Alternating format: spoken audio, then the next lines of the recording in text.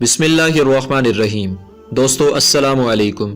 YouTube channel دلچسپ videos میں خوش آمدید۔ دوستو اگر آپ نے ابھی تک ہمارا چینل سبسکرائب نہیں کیا تو پلیز ہمارا چینل سبسکرائب کریں اور بیل کے بٹن کو لازمی دبائیں تاکہ آپ کو ہماری نئی ویڈیوز سب سے پہلے مل سکیں۔ عرش الہی کے اٹھانے والے ملائکہ فرشتوں کے سب سے اعلیٰ طبقات میں سے ہیں۔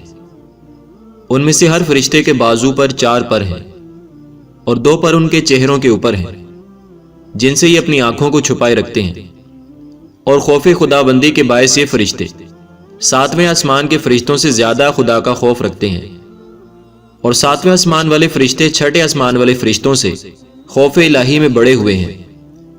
اسی طرح 6ٹھے آسمان والے 5ویں آسمان والوں سے، اور 5ویں آسمان والے 4تھے آسمان والوں سے، اور 4تھے آسمان والے 3رے آسمان والوں سے، اور 3رے آسمان والے 2سرے آسمان والوں سے، اور 2سرے آسمان والے 1لے آسمان والوں سے خوف و خشیت ربانی میں اعلیٰ درجہ رکھتے ہیں۔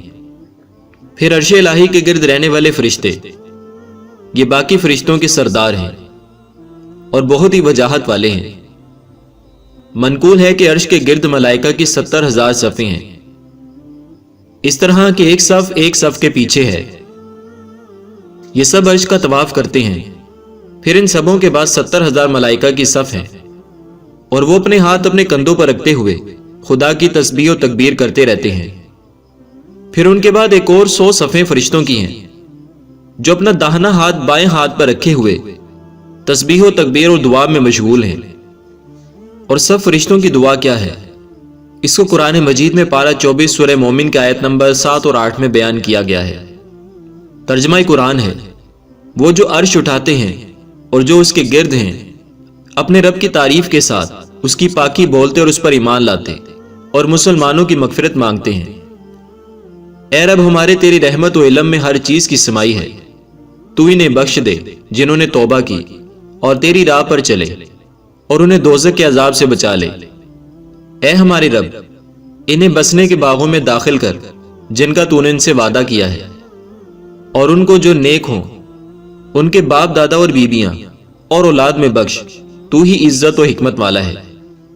دوستو، آپ نے عرش الہی کے اٹھانے والے اور عرش کا طواف کرنے والے فرشتوں کی دعا ملاحظہ کر لی کہ وہ سب مقدس فرشتے ہم مسلمانوں اور ہمارے والدین اور بیویوں اور ہماری اولاد کے لیے جہنم سے نجات پانے اور جنت عدن میں داخل ہونے کی دعائیں مانگتے رہتے ہیں۔ اللہ اکبر! کتنا بڑا احسان عظیم ہے ہم مسلمانوں پر حضور اکرم صلی اللہ علیہ وآلہ وسلم کا کہ آپ ہی کے طفیل میں ہم مسلمانوں کو یہ بلند رتبہ اور درجہ عالیہ حاصل ہوا کہ بے شمار طبقہ اعلیٰ کے فرشتے ہم گناہ گار مسلمانوں کے لیے دعائیں مانگتے رہتے ہیں۔ وہ بھی کون سے فرشتے؟ عرش الہی کے اٹھانے والے فرشتے اور عرش الہی کا طواف کرنے والے فرشتے۔ اللہ تعالیٰ کی قدرت ہے، کہاں ہم گناہ گار لوگ اور کہاں عرش اٹھانے والے فرشتے، مگر حضور سید عالم صلی اللہ علیہ وآلہ وسلم کی نسبت کا طفیل ہے کہ اس نے ہم قطروں کو سمندر ناپیدا کنار اور ہم ذروں کو آفتاب عالم تاب بنا دیا۔ دوستو، ویڈیو پسند آئے تو اسے لائک اور شیئر کریں اور ہمارا چینل سبسکرائب کرنا نہ بھولیے گا۔ شکریہ۔